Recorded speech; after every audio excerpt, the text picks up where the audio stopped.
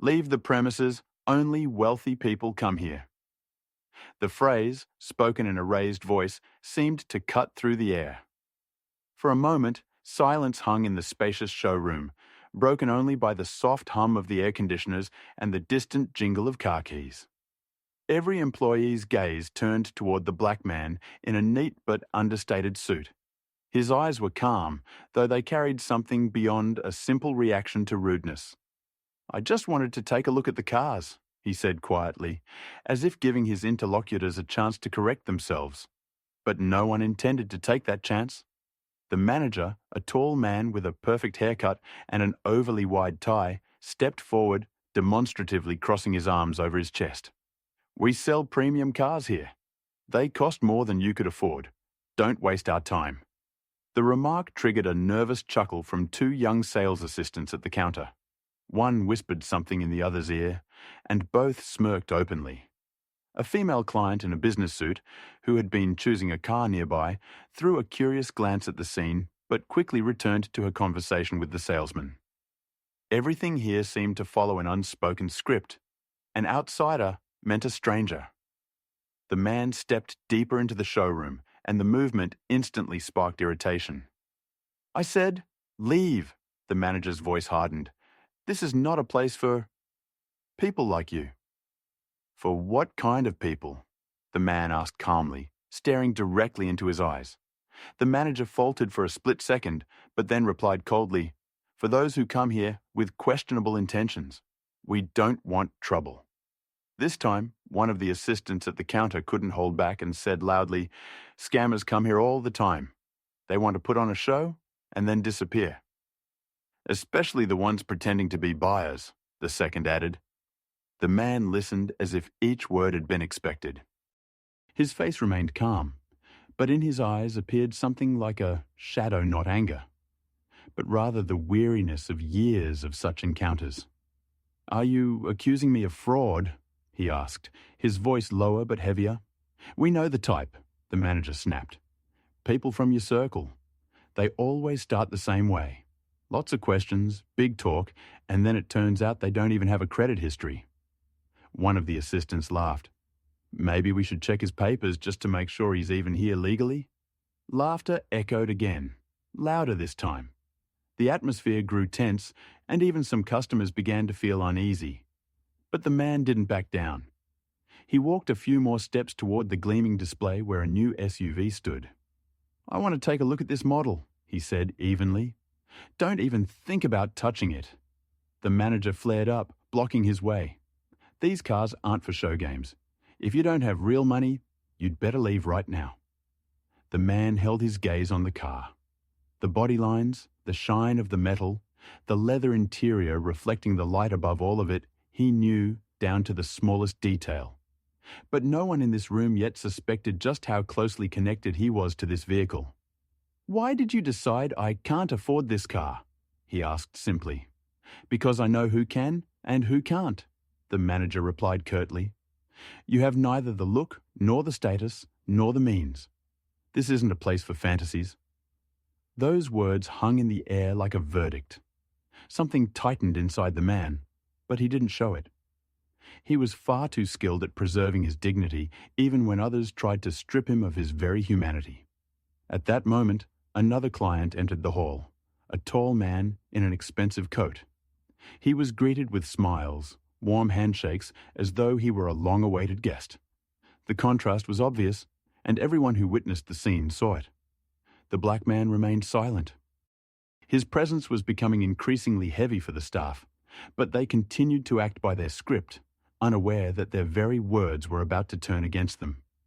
He had no intention of leaving. The silence in the hall was becoming almost tangible.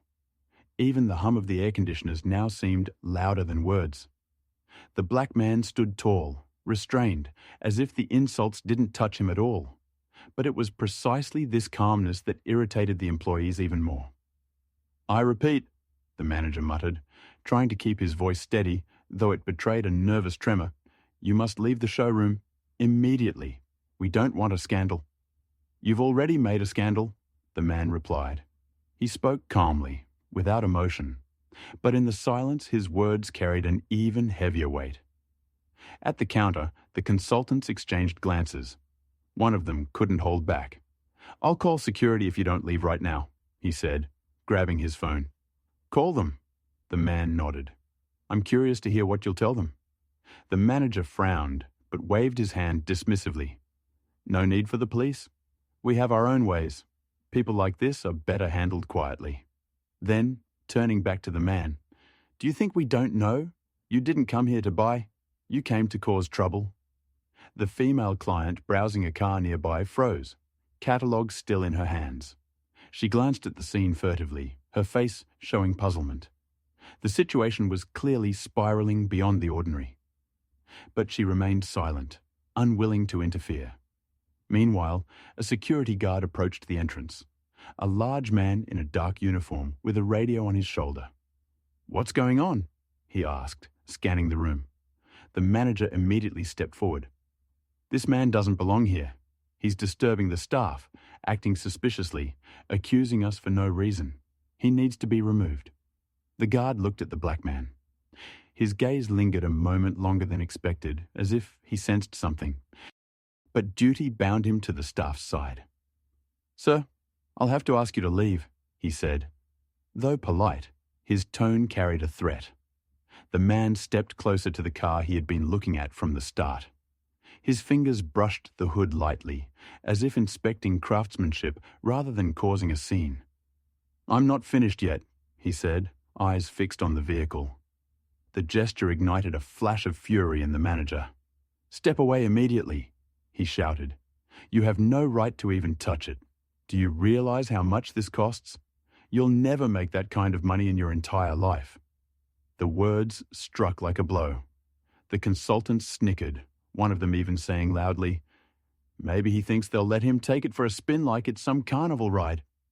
The guard stepped forward, ready to grab the man's arm, but the man turned his head and looked directly into his eyes. A calm, heavy gaze stopped him in his tracks. There was something in it that defied explanation. Like the man standing before him knew far more than he allowed himself to show. "You're very sure of your words," the man said quietly. "Too sure." The manager felt sweat on his palms. That silence, that composure, it unnerved him. He wanted the man to shout, to protest, to break down and show weakness. But instead, before him stood someone who seemed to control the entire room. And that was beginning to frighten him. The tension rose so high that even other visitors stopped and began to watch. Someone pulled out a phone, ready to record. Noticing this, the manager immediately shifted his tone. "Do you see, ladies and gentlemen, what we're dealing with?" he said louder. "A man comes into a dealership with no money, no documents, and starts making a scene." "I'm not making a scene," the man replied. "I'm asking questions." "What questions?" a consultant scoffed. "For example," the man turned his head toward the manager. "On what grounds do you consider me a fraud? Just because of how I look?" The manager hesitated. He couldn't answer honestly, but silence wasn't an option either. Clients, employees, cameras were all watching. We have to ensure security," he stammered. "If someone acts strangely, we have the right to check." "Strangely?" the man repeated. "I walked in through the door like everyone else. I asked to see a car like everyone else. And the only thing you've done is try to throw me out." The words were calm, but within that calm lay a threat. The staff exchanged uneasy glances. The atmosphere was shifting. Now it wasn't the man who seemed out of place, but the employees who looked petty and hostile against his composure. The guard stepped forward again, but hesitantly.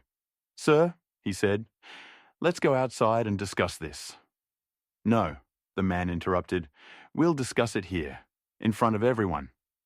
The silence became almost unbearable. Customers, staff, even passers-by outside the showroom windows now watched. "You are making a mistake," he added quietly. The words sounded like a prelude to something greater. Yet no one knew what exactly lay behind them.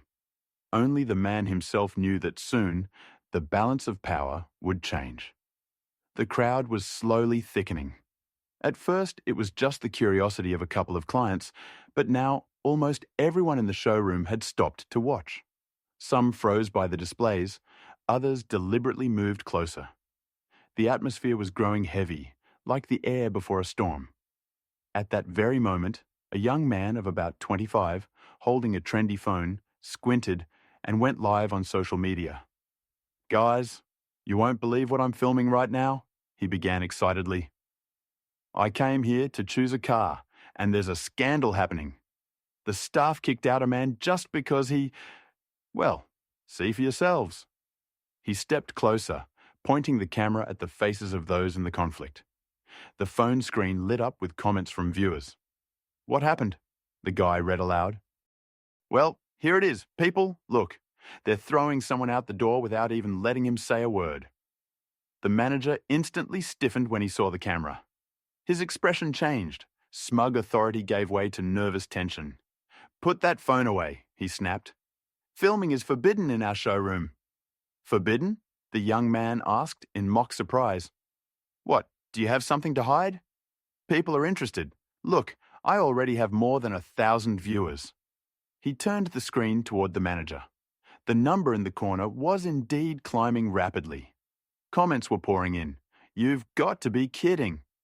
This is pure discrimination. Don't touch him. Fire those employees." The manager flushed red. "This is a provocation," he hissed through his teeth. "Young man, shut off the stream immediately or I'll call the police." "The police?" The guy laughed. "Perfect. Let them see too. I'm all for it." He turned the camera on the guard, who stood a step away from the black man but still hadn't acted. "Here's the so-called suspect." The guy continued his commentary. "He's just standing there, doing nothing, and they're throwing him out. Friends, tell me in the comments, does this look normal?" More comments flooded in, the view count rising fast. "There should be an official complaint. Call the press. The whole city should know about this." The black man remained silent. He looked at the glowing screen with the same composure he had shown all along. His face was still, but in that silence, there was more strength than in any words. The female client, who had been quiet before, now stepped forward. "Excuse me," her voice trembled, "but I have to say, this really looks awful. I heard you accuse him of fraud without even asking for documents." The manager spun on her sharply. "Madam, this is none of your concern. We know how to deal with problem people." "What kind of people?" the woman shot back. "You're judging him solely by the color of his skin. Is that normal?" Her words, caught on the live stream, triggered a storm of responses. "She's right. Fire the manager. Brave woman, she spoke up." The manager looked as if he'd been struck. Just moments ago, he had been in control. Now thousands of strangers online were condemning his actions. "You're all wrong," he shouted. "This man came here with suspicious intentions. We must protect our dealership." Or maybe he needs protection from you? The young man with the phone shot back, keeping the camera steady. "Look, everyone, did you hear that?" The viewer count shot past 5,000. Comments flew. "Drop the address. We're coming to support him. This has to hit the news. Don't let them throw him out." The manager was losing his composure. He lunged at the young man. "Turn it off. Now." But the guy nimbly stepped back, holding the phone high. "Hands off. You're digging your own grave," he yelled.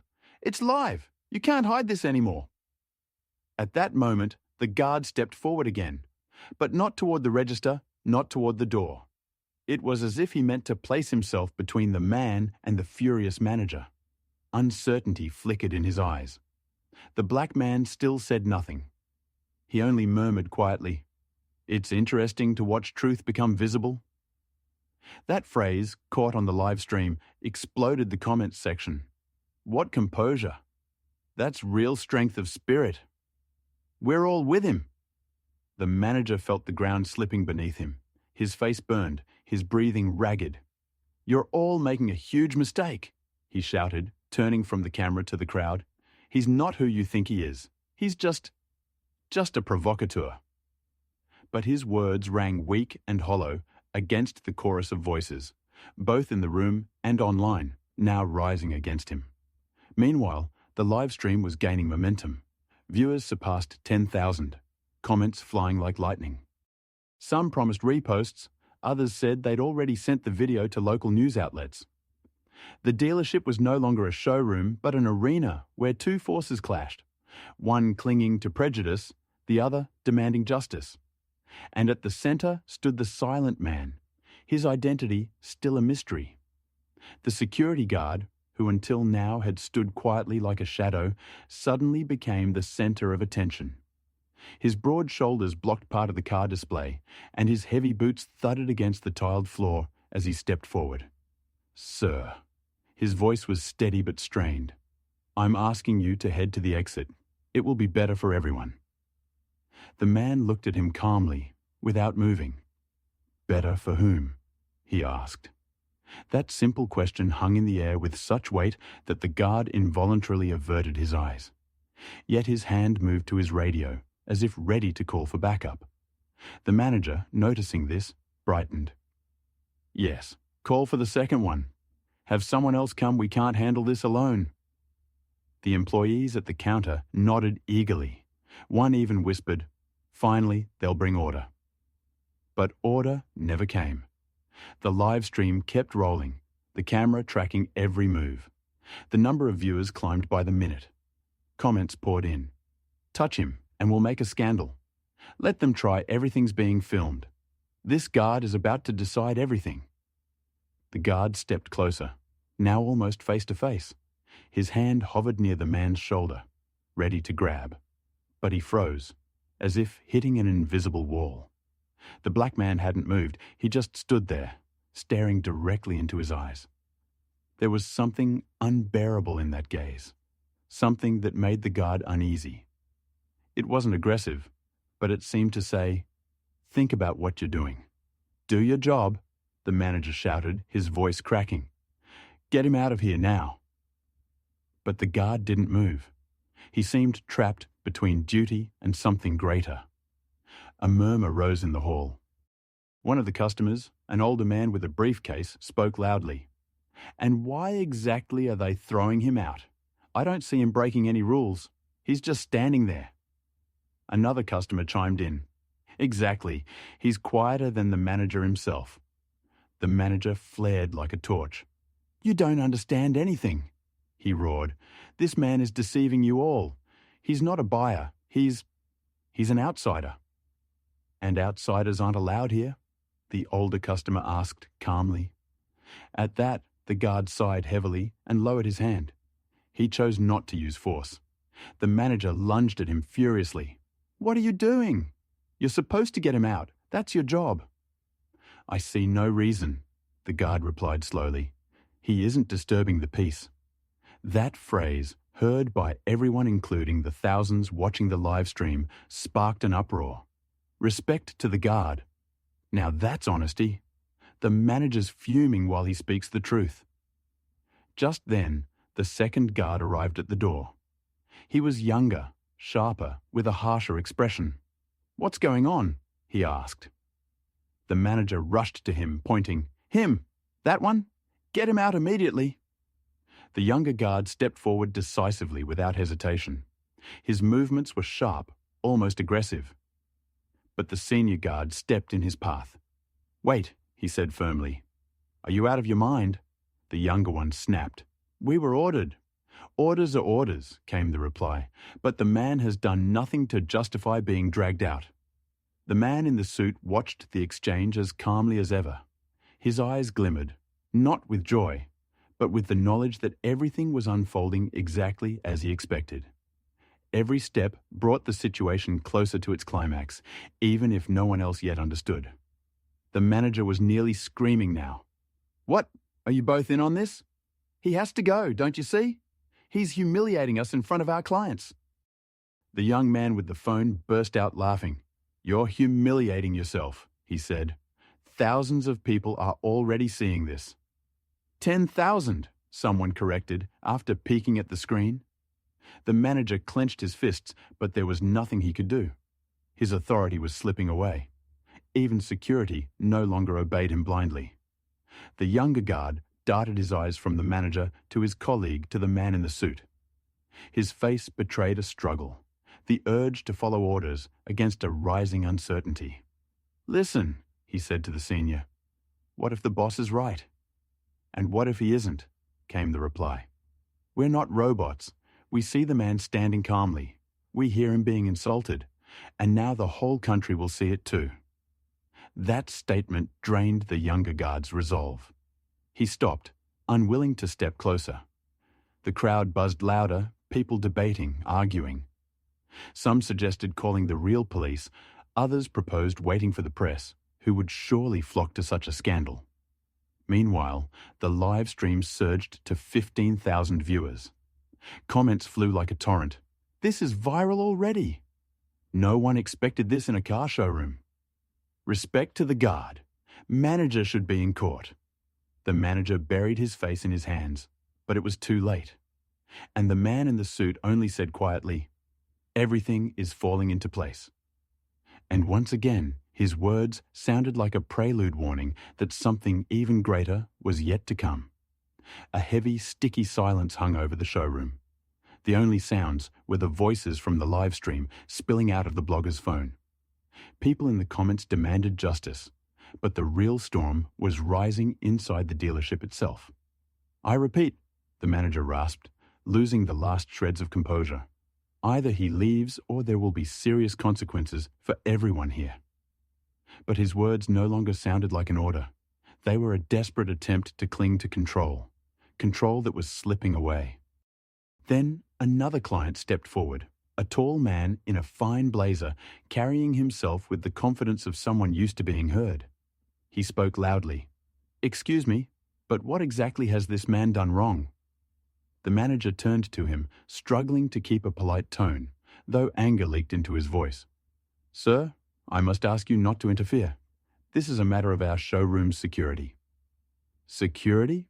The man laughed dryly. "I've been watching for 10 minutes. All he's done is look at a car. And in return, he's been shouted at and accused. Is that what you call security?" The crowd stirred. Several customers joined in. "He's right," shouted a woman in glasses. "I saw it too. The man's behaved calmly, and you pounced on him." "Yes," another voice added, "and the insults. I heard you call him a fraud. How is that acceptable?"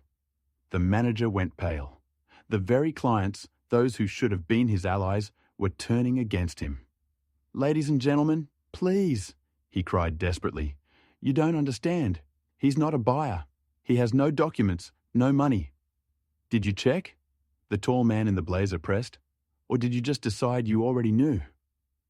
That line hit the live stream, and the comments exploded. "That's it. Great question. He caught them. Manager's exposed." The manager faltered, and at that moment, a young couple entered.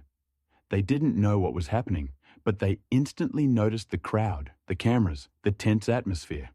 "What's going on?" the woman asked. The guy with the phone swung the camera toward them. "See for yourselves.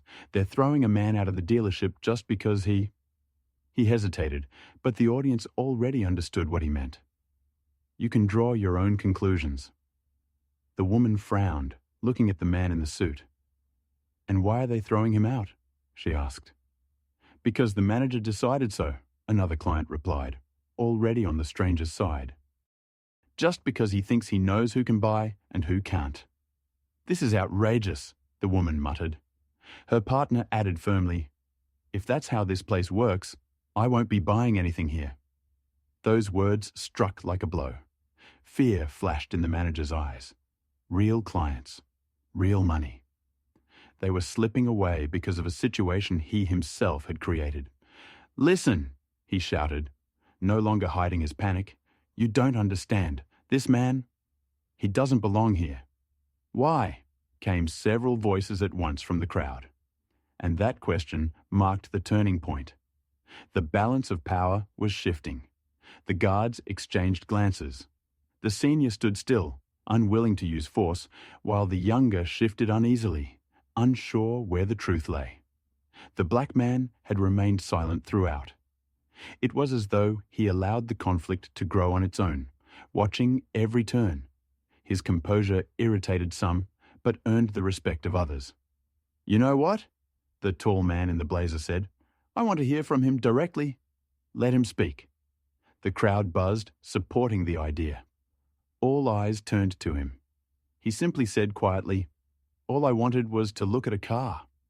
The phrase was simple, but carried such dignity and strength that the hall fell silent. Even the manager had no response. At that moment, the blogger exclaimed excitedly, "Guys, you won't believe this. 20,000 people are watching live right now." The noise swelled. People realized they were witnessing something far greater than a mere scandal in a car dealership. The conflict had reached its sharpest phase. Customers were rallying louder behind the stranger. Employees were losing ground. The guards were torn between duty and justice. And the man himself remained a mystery. The enigma of his identity still hung in the air, making the tension almost unbearable. The manager stood in the middle of the showroom like a cornered animal. His tie was crooked, his face flushed red, and his hands trembled. He still tried to maintain a facade of control, but everyone could see the truth.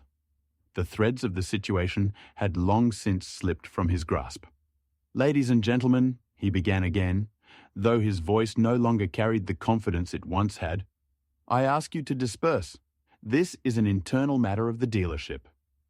"Internal matter?" exclaimed the woman in glasses, the same one who had already spoken up for the man. "When someone is insulted in front of everyone, it stops being your private matter. It becomes ours." The crowd rumbled in support. Several voices rose. "Bring the director here. We want an explanation. Yes, let management explain what kind of order this is supposed to be." The manager flinched. The word director seemed to hang in the air, and it terrified him more than the swelling crowd and the cameras. "The director is busy," he stammered. "He won't waste time on such scenes." "He will," said the tall man in the blazer firmly. "Because if he doesn't come here within 10 minutes, this live stream will end up not only on social media, but on every city news site." The blogger with the phone chimed in gleefully. 25,000 viewers already, and they all want to know how this story ends. The manager lunged toward him. "Shut up with that phone." "Come on," the blogger smirked. "You're already being filmed from a dozen angles. Even if I stop, nothing changes." And it was true many visitors had their phones out, recording. The showroom had turned into a public courtroom, where the accuser and the accused had traded places. The guards stood aside, waiting. The senior stone-faced, but clearly resolved not to follow blind orders. The junior still unsettled, as if unsure what to prepare for. The black man continued standing calmly, saying nothing. His composure had become the defining contrast of the moment. The more the crowd boiled, the more serene he seemed. "You're all falling for a provocation," the manager shouted, waving his arms wildly. "This man is a con artist. He came here to disrupt our business, and you're all playing along." "Prove it," a voice called from the crowd. "Yes," others echoed. "Where's your proof?" The manager opened his mouth, but no words came. Panic flickered in his eyes. "Exactly," the tall man in the blazer said. "You're accusing him without evidence, and now you'll have to answer for it." The crowd roared louder. Someone shouted, "Let the director come here or we'll walk out and let them know why we're leaving." "I'm not buying a car here either," declared the young couple. "Never." The manager staggered as if struck. Potential clients, money. It was all collapsing before his eyes. "Fine, fine," he nearly screamed. "I'll call the director. But don't complain when you all regret it." With that, he grabbed his phone and began to dial. His fingers shook so badly they nearly slipped from the buttons. The crowd watched his every move. On the live stream, comments poured in. "He's cracking." "End of his career." "Waiting for the director." Meanwhile, the woman in glasses approached the man in the suit. She spoke softly. "I'm sorry for all this. I don't know how you managed to stay so calm." He glanced at her briefly, and gave the slightest nod. "Sometimes calmness is stronger than words," he said. Those words hit the live stream, and the comments exploded. "What composure? He's strong. I'd have snapped long ago, he's still holding steady." The manager ended his call and, breathing heavily, announced, "The director will be here in a few minutes." The crowd met the words with mixed reactions. Some nodded in satisfaction, others muttered, "Finally." The atmosphere grew even more tense. Everyone braced for what was coming. But the waiting itself became its own trial. Minutes stretched endlessly. People whispered, and cameras caught every move. The guards stayed alert. The junior whispered to the senior, "What if the director takes his side?" "Then everything changes," came the reply. "But for now, we wait." The crowd hushed when the dealership doors opened. A middle-aged man in a strict suit entered the director. His presence seemed to shift the very air. What would happen next? Only a few could guess. The director entered the hall with a confident stride, but as soon as he sensed the tense atmosphere, his pace slowed.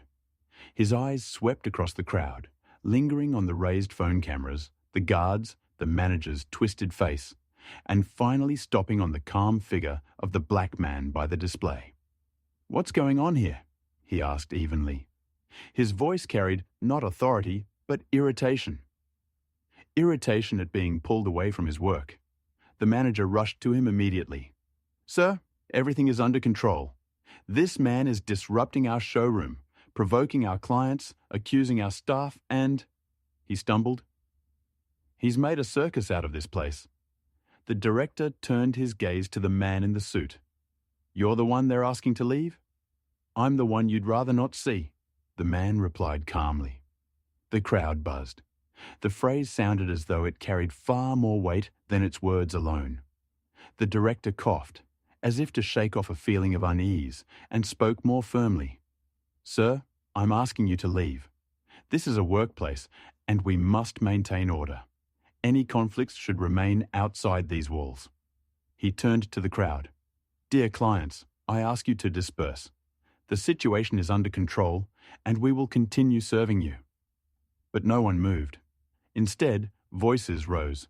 "Under control? Is that what you call what we just saw? This man did nothing. Why are you forcing him out?" "We demand answers." The manager clutched his head. "What's wrong with all of you? Don't you understand who you're dealing with?" "Exactly," said the tall man in the blazer loudly. "We don't understand. So explain." The director frowned.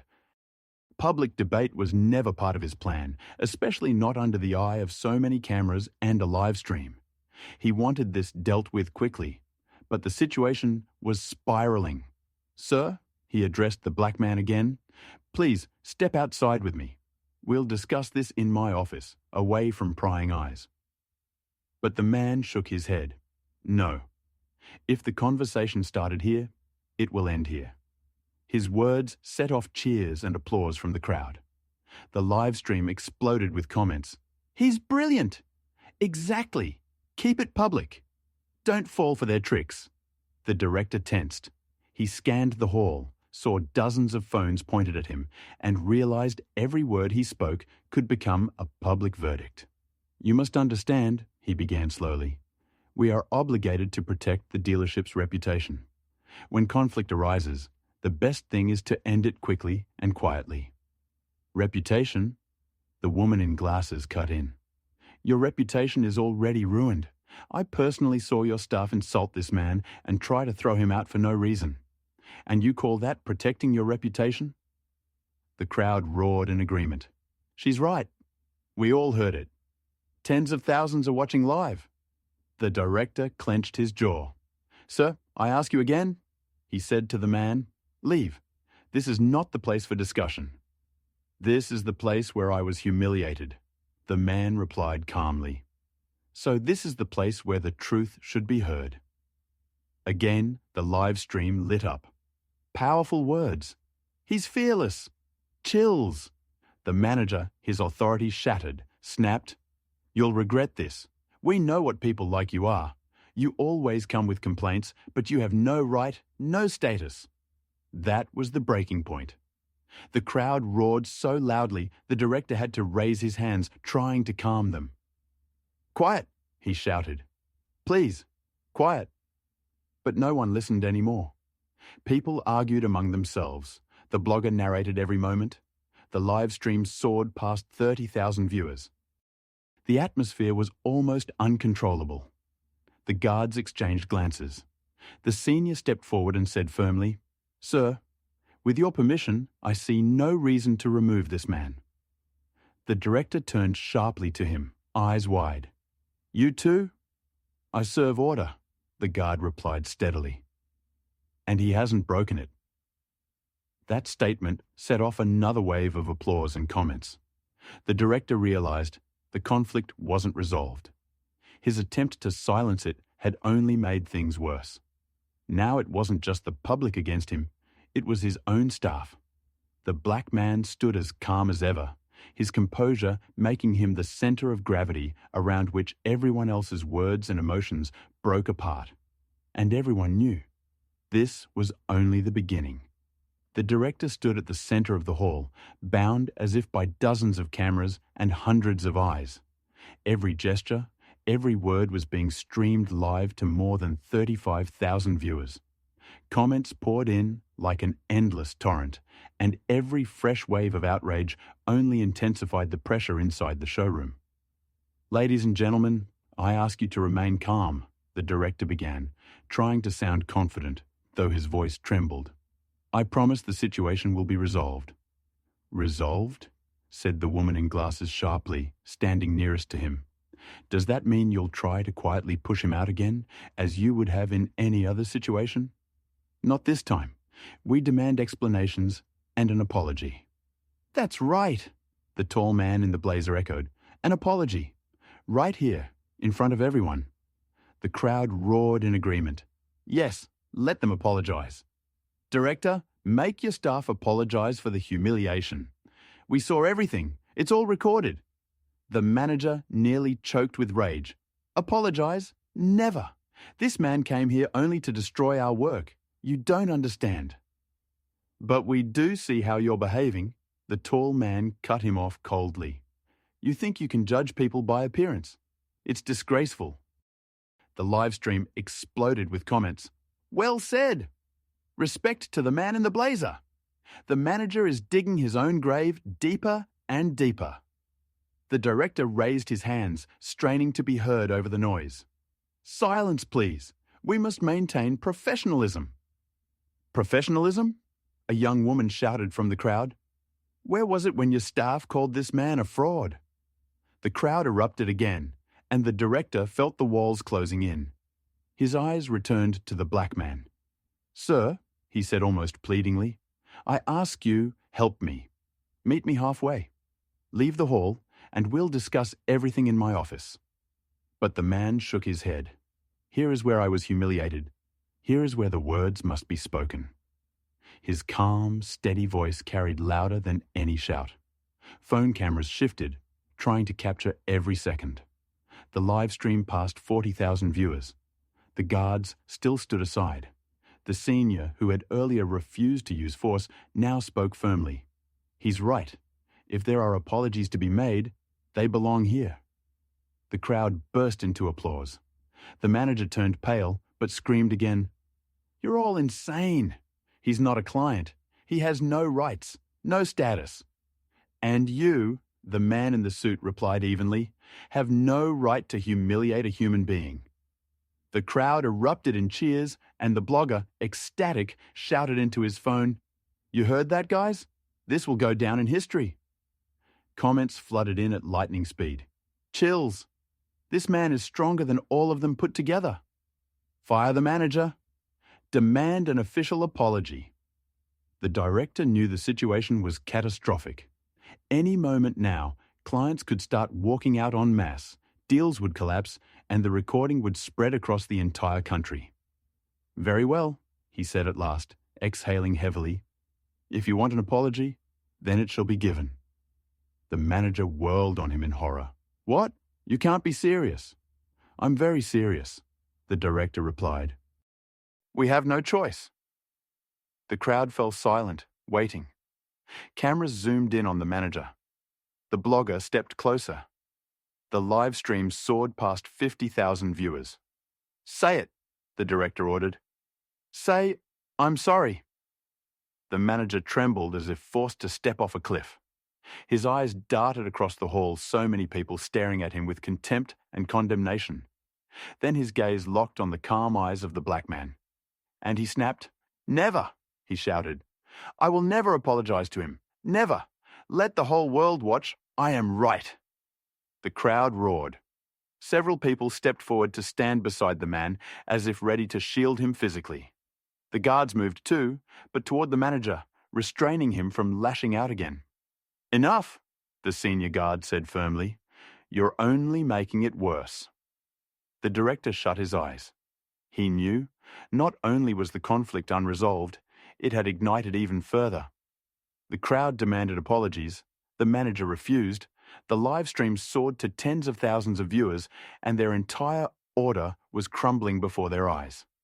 And at the center of the storm, he still stood silent, steady as stone, the one against whom all others' words and fury were breaking. And no one yet knew the true revelation was still waiting for its hour. The noise inside the dealership reached its peak. The crowd of clients and bystanders buzzed like a packed sports stadium. Some applauded the black man's words, others loudly condemned the manager. The blogger narrated every move, and the live stream audience was rapidly climbing towards 60,000. "Fire him right now," the woman in glasses shouted, pointing at the manager. "We all saw how he behaved," added the tall man in the blazer.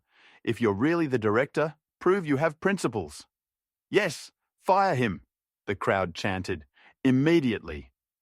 The manager went pale, then red, then pale again. His hands shook, yet he still tried to defend himself. "You don't understand. You've all been tricked by a show. This man is manipulating you."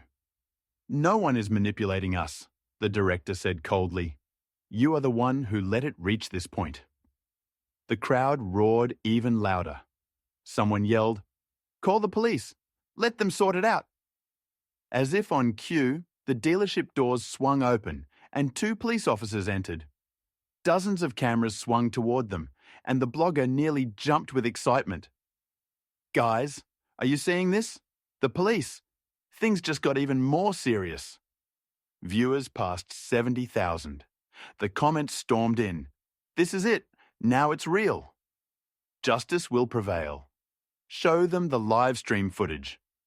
The officers walked forward slowly, one raising a hand for silence. "What's happening here?" he asked firmly. "We received a call about a disturbance." The manager rushed to them. "Officers, it's him." He pointed at the black man. "He's provoking conflict, disrupting our business, stirring up the crowd." The senior officer looked first at the man, then at the crowd. Immediately, voices erupted. "That's a lie. He did nothing. We saw everything. We can show the video," the blogger shouted, waving his phone. "It's live, tens of thousands watching." "Calm down," the second officer said, trying to keep order. "Let's sort this out peacefully." The senior officer stepped toward the man. "Sir, what is your name?" But the man simply looked at him steadily and said, "You want to know my name? Is it really important to see the truth?" His words triggered another wave of applause and comments. "He's right. Name doesn't matter. They targeted him. Respect to this man." The officer frowned but remained silent. "We need to check your documents," the second officer said. "It's standard procedure." The crowd erupted in protest. "Why only him? Check the staff instead. Everything's recorded. Watch the phones." The officers exchanged glances. The situation was unusual. Instead of siding with the dealership, the entire public was united in defending the suspect. The director stepped forward, trying to regain control. "Officers, please. This conflict is damaging our business and reputation. It will be best if this man leaves the premises." "He won't leave," the woman in glasses cut in sharply. "Not until there's an apology." "Yes," the clients echoed. Apologies first. The police clearly hadn't expected such resistance. The senior officer raised his voice. Once again, I ask for silence. We are here to restore order, not join your arguments. But the crowd refused to quiet down. Cameras pressed closer, people shouted demands, and the live stream crossed 80,000 viewers. The manager tried to shout another accusation, but suddenly the senior guard stepped between him and the man. Enough, that's enough, he said firmly. He is guilty of nothing. I saw everything. His words hung in the air like a verdict. Now even the police couldn't ignore it. The very guard responsible for order confirmed the man had done nothing wrong. You traitor! The manager screamed. You're all blind. You don't understand who's standing in front of you. The crowd roared, and the police had to push the manager back. The senior officer looked again at the black man, who remained motionless, like the still center of a storm tearing everything else apart. The director wiped sweat from his brow. He realized the police hadn't ended the conflict, they had only amplified it. Now dozens of witnesses and tens of thousands of viewers were waiting for the climax. And everyone could feel it. Something even greater was still to come. The dealership felt like a fortress under siege. The crowd of clients roared. The police tried to maintain order. Dozens of phone cameras glowed. And the live stream viewership had surged past 100,000. Comments streamed endlessly, as if the entire country were watching. Through it all, the black man had remained silent. He stood calmly, as though every shout, every accusation, every stare was something he had long grown accustomed to. But now he stepped forward. His movements were slow, deliberate, confident, and at once the hall grew quiet, as though the very air sensed a shift. You want to know who I am? He asked, his voice quiet but carrying to every corner. The crowd hushed. Even the blogger lowered his voice as he narrated. My name is Jonathan Reed, the man continued, and this dealership belongs to me. For a second, absolute silence. Even the air conditioner seemed to stop. People froze, unable to believe what they'd heard. Then the hall erupted. What did he say? The owner? He must be joking. The manager, who had been pacing like a caged animal, burst into hysterical laughter. Ha! Did you hear that? Him, the owner? What nonsense. You've all just witnessed a scam. He spun toward the director. Tell them, it's a lie. You know who the real owner is. The director looked as if the ground had given way beneath him. His face drained of color, his eyes filled with confusion. He said nothing. The crowd murmured. Some laughed, others exchanged doubtful looks. Still others whispered, what if it's true? But why doesn't anyone know? He only said it. Where's the proof? A police officer stepped forward. Mr. Reed, do you have documents to support this? Of course, the man said calmly. But tell me, officer, why should I have needed to show them while I was being humiliated? The line brought a storm of applause and cheers. But the manager wasn't finished. It's a trick. You think we'll believe anyone who says, this place is mine? No, he's a con artist, putting on a show to grab attention. The director finally stepped forward, forcing words out. Sir, if you truly claim to be the owner, forgive me, but that's impossible. We have official paperwork and... Paperwork signed by my hand, the man interrupted. The hall exploded again. Show us the documents. We deserve the truth. What if he really is the owner? The police exchanged looks. The senior officer said, we are obliged to verify your statement. If you have proof, present it. But even without papers, the atmosphere had shifted. No one looked at him as a stranger anymore. There was still doubt, but also a glimmer of belief. Only the staff clung to denial. The manager shouted, nearly unhinged, he's lying. All lies. That man cannot be the owner. Look at him. Does he look like someone with millions? The words sounded uglier than ever, against the backdrop of what everyone had heard from the beginning. The crowd roared with outrage. And what exactly does look like mean to you? The woman in glasses shot back. His skin color, is that your proof? The manager fell silent, his face twisted with hatred. The director still looked shaken. If the man's words were true, then he himself had stood by while his own staff insulted their owner before everyone's eyes. But believing it was difficult, too difficult. The officer spoke again. "Mr. Reed, until we see proof of your claim, you remain just a witness to this conflict." "Of course," the man nodded. "But tell me, officer, what remains of their words then? They accused me of fraud. Where is their proof?" The hall erupted in applause. The crowd had been waiting for this turn. Yet there was still a strange duality in the air. They wanted to believe, but doubt lingered. The blogger, still filming, spoke into his phone. "Guys, did you hear that? He declared he's the owner. But the director is silent. The manager is hysterical. Who should we believe?" The comments exploded. "Bring out the documents. He really could be the owner. The manager's lost it. Police must check." The director clenched his fists, forcing out words. "We cannot take your word alone." "If you truly are the owner, prove it." Jonathan Reed met his eyes and replied quietly, "The proof will come. But the most important thing, you've already shown yourselves.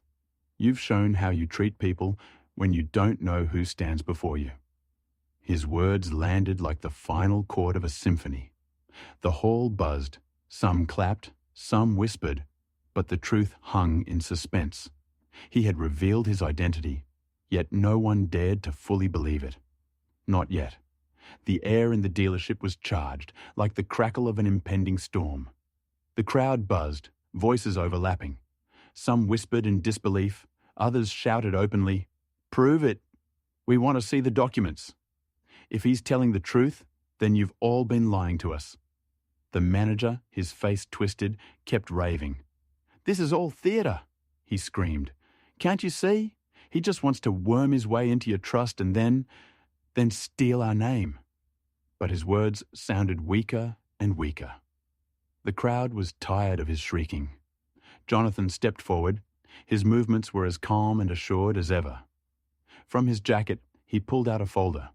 "Since you want proof," he said, "I have it." The hall fell silent.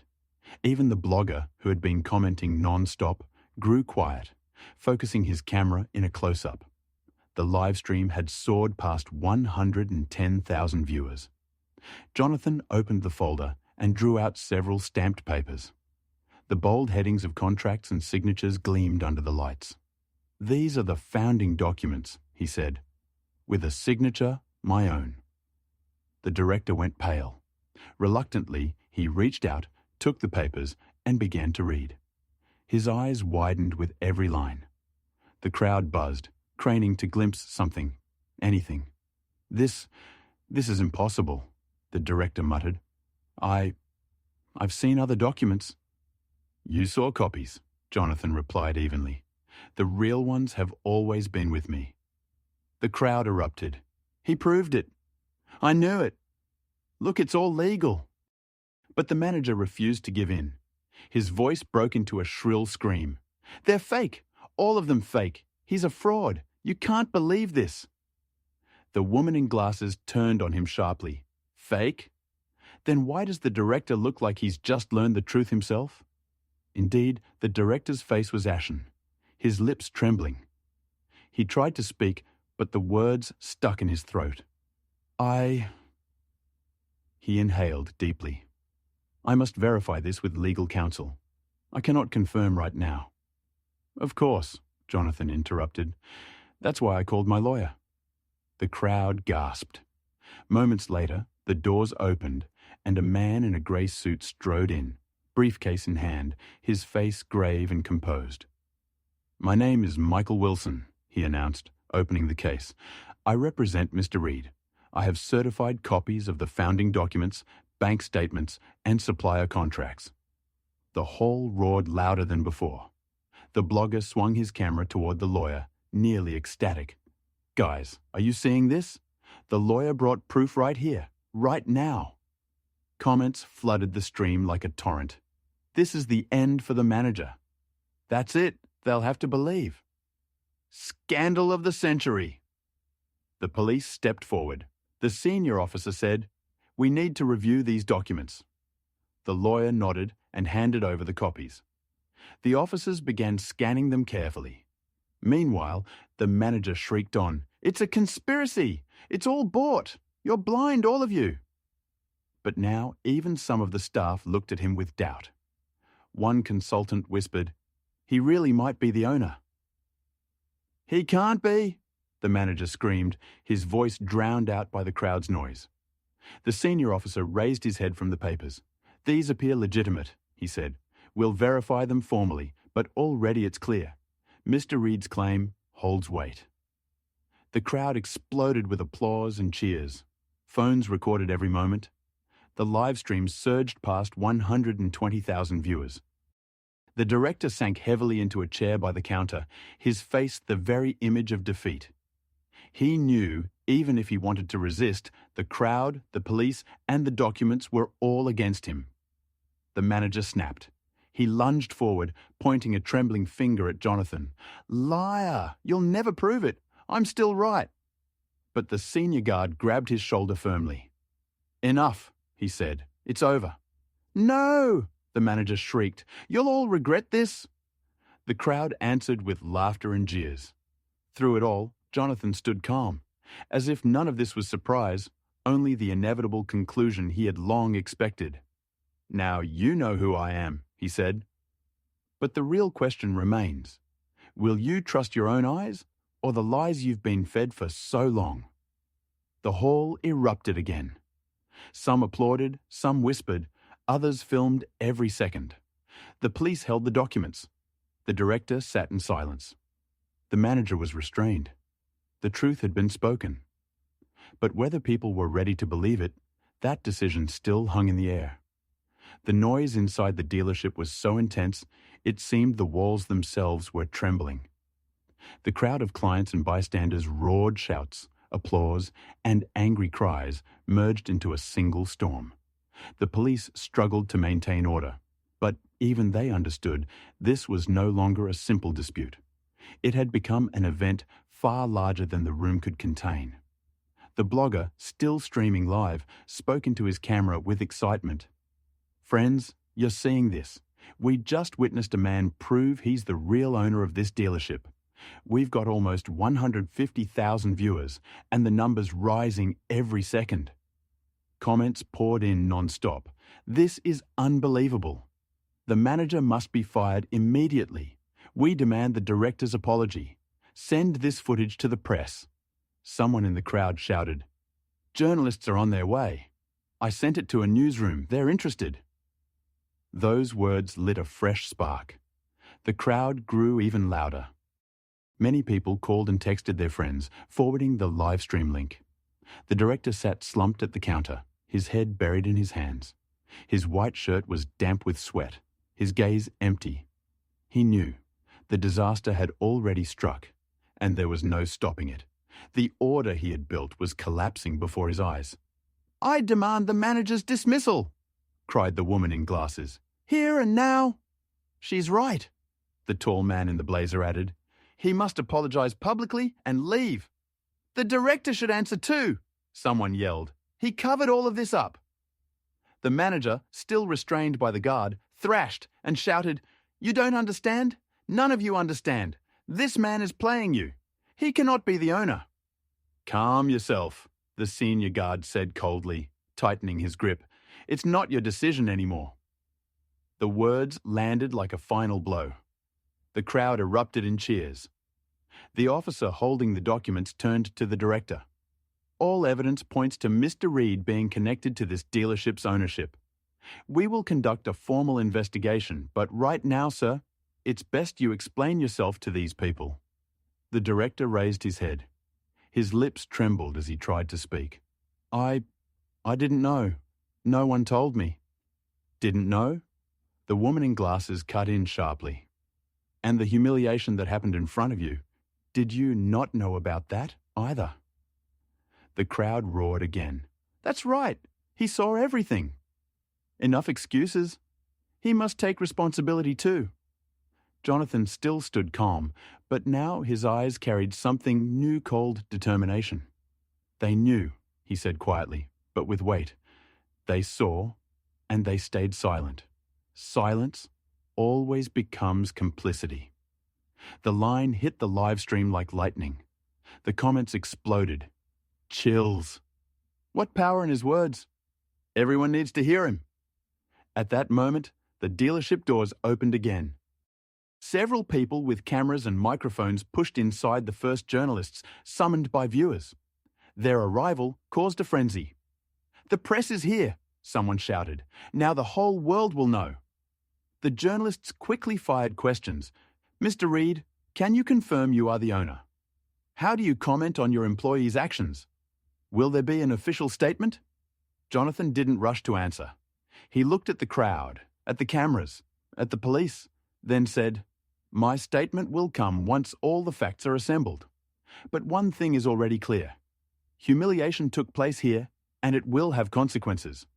The crowd burst into applause, and the journalists scribbled and recorded every word. The director tried to intervene. "Please don't jump to conclusions. We have a reputation and..." "Reputation?" The blogger cut him off. "Your reputation is already streaming live to hundreds of thousands of people." And indeed, the viewer count had passed 200,000. The situation had gone far beyond the city. Now the whole region, maybe the whole country, was watching. The guards escorted the manager toward the exit, but he kept shrieking, "It's all lies! A show! You'll all regret this!" But no one listened anymore. The crowd chanted in unison, "Apologies, apologies, apologies." Jonathan stood silently, like the unmoving axis around which the chaos spun. He was waiting. Time was on his side. And the director, surrounded by journalists, realized every word he spoke now would become tomorrow's headline. The conflict, born from a single phrase, "Leave this place. Only wealthy people come here," had grown into a storm engulfing the entire city. The dealership roared like a beehive, filled with shouts and flashing cameras. Reporters surrounded the director and the police. Clients refused to disperse. And the blogger gleefully announced that the live stream had passed 300,000 viewers.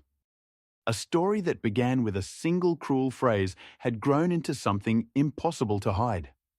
The manager, restrained by the guard, was finally dragged out through the doors. His screams echoed for a moment from the street. "It's lies! A conspiracy! You'll all regret this!" But the doors slammed shut, and a heavy silence settled inside, broken only by camera flashes. The crowd greeted his exit with applause and jeers. To most present, he was no longer a figure of authority. He had become a symbol of what needed to vanish into the past. The consultants, who had once snickered and egged the manager on, now stood pale and downcast at the counter. None dared speak. Their silence spoke louder than excuses. They knew their fates now rested in the hands of the true owner. The director looked utterly broken. His once white shirt was darkened with sweat, his face hollow, his hands trembling. He tried to defend himself to the reporters. I didn't know who he was. I acted based on what my staff told me." But his words rang hollow. No one believed "I didn't know." The crowd shouted back, "You saw everything and stayed silent. You covered for him. Leave with him." The police, having completed their review of the papers, confirmed the documents were genuine. A reporter immediately broadcast the news to the livestream, sending a wave of excitement through the comments. "Therefore," the senior officer announced, "Mr. Reed is indeed the legal owner of this dealership." The hall erupted in applause. The woman in glasses wept openly. Now justice has prevailed. The employees grew paler still. The consultants exchanged glances, awaiting their sentence. Jonathan slowly swept his gaze across the hall. His eyes carried no rage, only weariness and resolve. He stepped forward and spoke. "Today, each of you revealed yourselves, some through laughter, some through shouts, some through silence. But the result was the same. You humiliated a man without knowing who he was." His words fell like a verdict. No one dared interrupt. "The manager is dismissed immediately," he continued, "with no right of return." The crowd thundered with applause. The consultants who laughed and supported him, he turned toward the counter, are also dismissed. I have no place for those who judge by skin color. The employees lowered their heads. One tried to speak, but his voice failed him. Jonathan fixed his gaze on the director. The room grew still. "And you," he said slowly, "were a witness. And you stayed silent. To me, that is worse than open aggression. You will remain without position. Your contract is terminated as of today." The director buried his face in his hands. The crowd roared its approval. Reporters captured every word, while the live stream flooded with comments, "This is the ending we needed. Justice is real." "He did the right thing." Jonathan turned to the clients and the gathered crowd. "Thank you to all who were not afraid to speak the truth. Today you witnessed how prejudice destroys lives and how it can be stopped. Let this case be a lesson, not only for this dealership, but for everyone who thinks they can judge a person by appearance." The crowd rose in ovation. Someone shouted, "We'll tell our children about this." The blogger, ending his stream, exhaled. "Friends, that was incredible. We just witnessed history." Gradually, people began to leave, but the weight of the moment lingered in the air. The dealership would never be the same. It had become a symbol of change. The police finished their work and departed. Reporters chased after quotes. Employees who had lost their jobs slipped away one by one. Only Jonathan remained. He looked once more at the car display, where it all had begun. His gaze was firm but calm. "It's time to begin again," he said quietly. And in that moment, everyone knew the story was over. But its echoes would live on through recordings, through articles, through the memory of all who had been there.